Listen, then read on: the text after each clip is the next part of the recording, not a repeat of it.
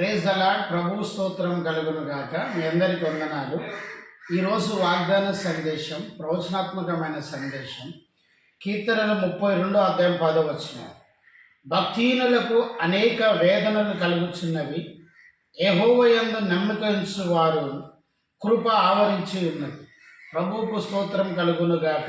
దేవుని బిడ్డలారా, ఎవరికి ఆపదలు కలుగుతాయంటే భక్తిహీనులకు ఆపదలు కలుగుతాయి. ఎవరికి కృప ఆవరిస్తుందంటే యెహోవా యందు నమ్మకం ఉంచువానికి. ఆమేన్. చూడండి, ఇక్కడ కీర్తనకారుడు దావీదు రాసిన ఈ కీర్తనలో అనేక విషయాలు తెలియచేయబడుతూ ఉన్నవి. ఈ 10వ వచనములో ప్రత్యేకంగా భక్తిహీనులకు అనేక వేదనలు కలుగుచున్నవి, యెహోవా యందు నమ్మిక ఉంచువానిని కృప ఆవరించి ఉన్నది. కృప ఎవరిని ఆవరిస్తుందంటే ఆయన యందు నమ్మకం ఉంచువాడిని.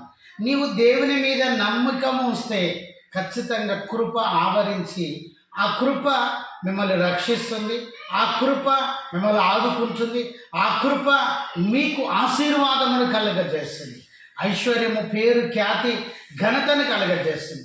ఈరోజు నీవు ఏ సమస్యలో ఉన్నా, ఏ బాధలో ఉన్నా ఆయన కృప నిన్ను ఆవరించాలంటే ఆయన యందు నమ్మిక ఉంచు. దేవుడు నీ కొరకు మరణించి తిరిగి లేచాడని నమ్మిక ఉంచు. నీ కొరకు ప్రాణత్యాగం చేస్తాడని నమ్మకం ఉంచు. ఆమేన్. హల్లెలూయా. చూడండి, ప్రభు అన్న మాట ఏమిటండి? యోహాను సువార్త 11:40 ఆయన అన్నాడు, నువ్వు నమ్మిన ఎడల దేవుని మహిమను చూస్తావు. Praise the lord. ప్రభు స్తోత్రం కలుగును గాక. లాజరు చనిపోయి 4 దినాలు అవుతుంది. అప్పుడు ప్రభు అన్న మాట ఏమిటంటే, నీవు నమ్మిన ఎడల దేవుని మహిమను చూస్తావు. ఆమేన్. Praise the Lord. నువ్వు నమ్మితే దేవుని మహిమను చూస్తావు.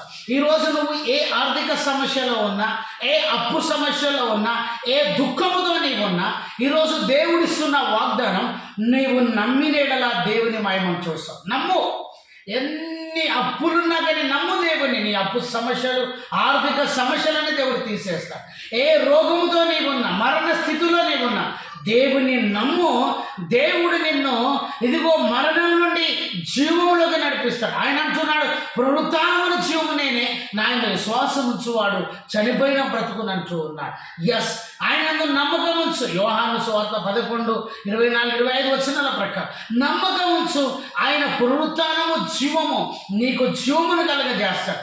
ఏ దుఃఖముతో ఉన్నా నీ అంగలార్పును నాట్యంగా మార్చే దేవుడు యేసు ప్రభు. దేవుని బిడ్డలారా, ఇదే 32వ కీర్తన 7వ వచనంలో ఒక మంచి మాట చూడండి. కీర్తనకాడు, నా దాగు చోటు నీవే, శ్రమలో నుండి నీవు నన్ను రక్షించాడు. శ్రమలో నుండి దేవుడు నిన్ను రక్షిస్తాడు. ప్రభు నిన్ను కాపాడుతాడు, నిన్ను ఆదుకుంటాడు. గొప్ప కార్యాలు దేవుడు నీ జీవితంలో చేస్తాడు.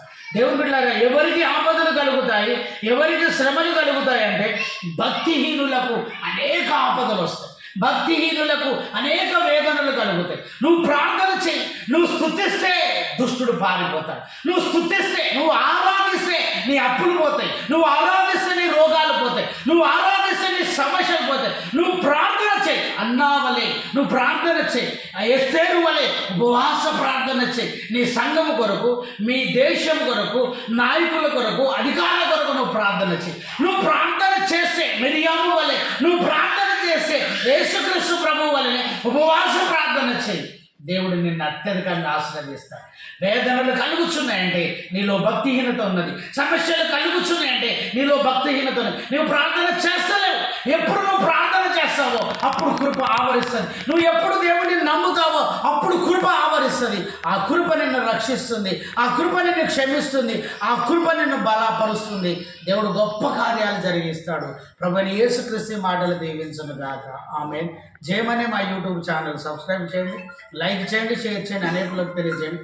మీ ప్రార్థన అవసరాలు మాకు కాల్ చేయండి. మా cell number 9948930321. Praise the lord. God bless you. Amen.